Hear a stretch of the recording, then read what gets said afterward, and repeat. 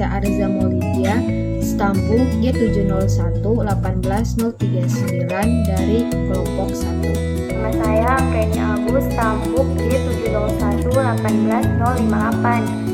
Perkenalkan, nama saya Dia Gula, kelompok 1, NIM G701-18063. Di sini saya akan menjelaskan beberapa hal mengenai percobaan yang kami lakukan.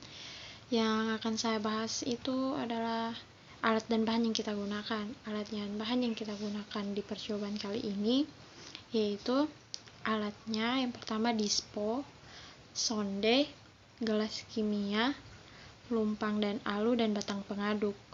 Untuk bahan yang kita gunakan yaitu yang pertama handscoon, yang kedua masker, yang ketiga kasa, yang keempat itu NaCl fisiologis, yang kelima alkohol, yang keenam NaCmC, dan yang ketujuh Aquades.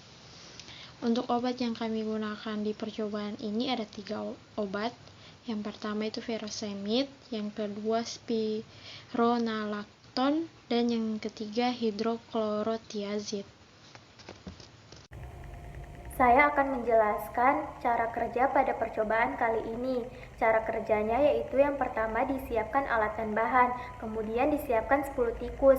Masing-masing tikus ini diberikan Aquades hangat sebanyak 5 ml secara oral. Kemudian 10 tikus ini dibagi menjadi 5 kelompok. Kelompok yang pertama diberikan NaCl fisiologis 0,9% secara intraperitoneal, kemudian 2 tikusnya lagi diberikan furosemid 40 mg secara intraperitoneal, kemudian 2 tikusnya lagi diberikan furosemid 80 mg secara intraperitoneal, kemudian 2 tikusnya lagi diberikan hidroklorotiazid 25 mg secara intraperitoneal, kemudian 2 tikusnya lagi diberikan spironolactone 25 mg secara intraperitoneal.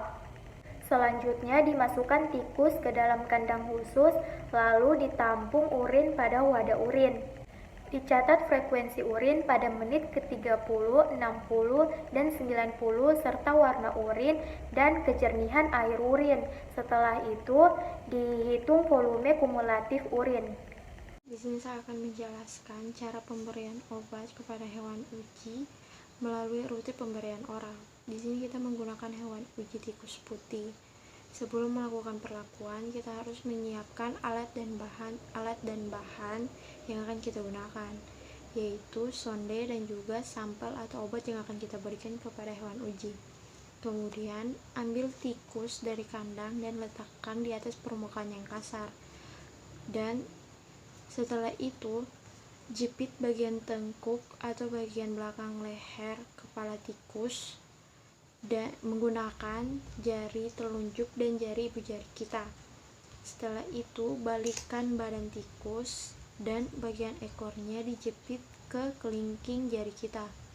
Setelah itu, ambil sonde yang telah berisi sampel atau obat tadi dan masukkan ke dalam mulut tikus melalui langit-langit mulut tikus sampai masuk ke tenggorokan tikus. Setelah itu, masukkan sampel atau obat yang ada tadi dan kemudian tarik secara perlahan sonde keluar dari mulut tikus dan letakkan kembali tikusnya ke dalam kandang secara perlahan dan hati-hati agar tikus tersebut tidak stres.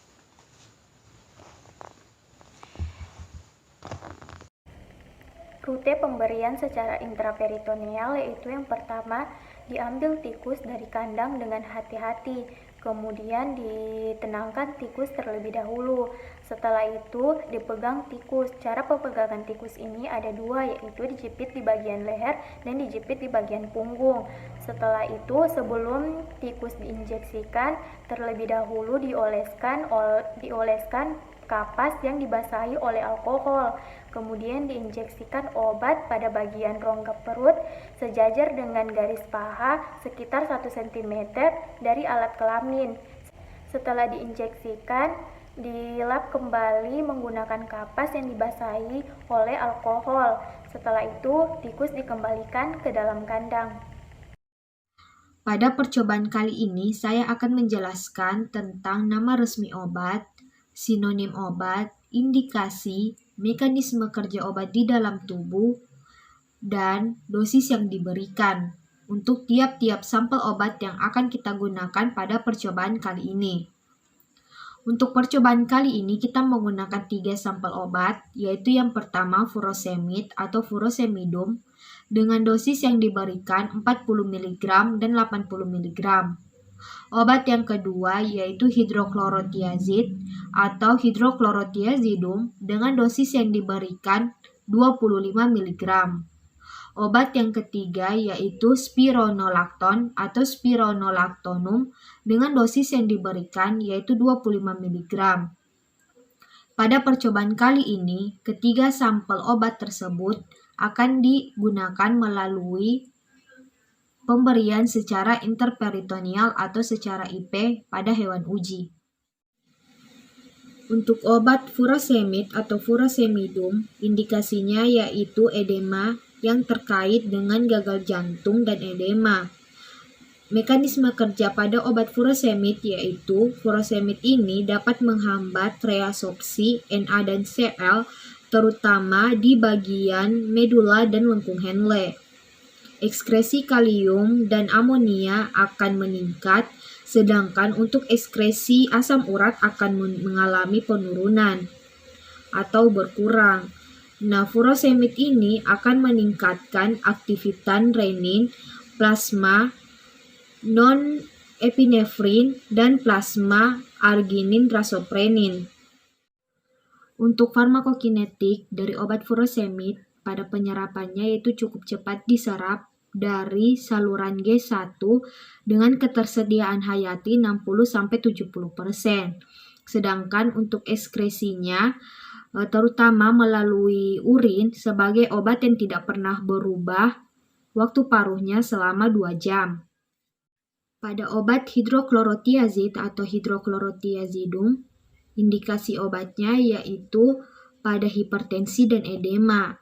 Mekanisme kerja obatnya yaitu dengan menghambat reabsorpsi Na dalam tubulus distal yang akan menyebabkan peningkatan ekskresi Na dan air termasuk ion K dan hidrogen. Untuk farmakokinetik yaitu pada penyerapannya cepat dari saluran pencernaan makanan, mengurangi tingkat penyerapan waktu untuk memuncak konsentrasi plasma kira-kira selama 4 jam. Untuk ketersediaan hayatinya sekitar 65-70%. Untuk ekskresinya terutama melalui urin, obat yang tidak pernah berubah waktu paruhnya selama kira-kira 5-15 jam. Untuk obat spironolakton atau spironolaktonum, indikasi obatnya yaitu edema, sirosi hepatis edema, hipertensi, dan hipokalanemia. Mekanisme kerja obat ini terjadi pada tubulus distal atau bekerja pada tubulus distal ginjal sebagai ekskresi NaCl dan air sambil menghemat ion K dan hidrogen. Untuk farmakokinetiknya, penyerapannya itu diserap dengan baik dari saluran G1 dan terjadi peningkatan penyerapan bersama makanan. Untuk ketersediaan hayatinya sekitar 90%.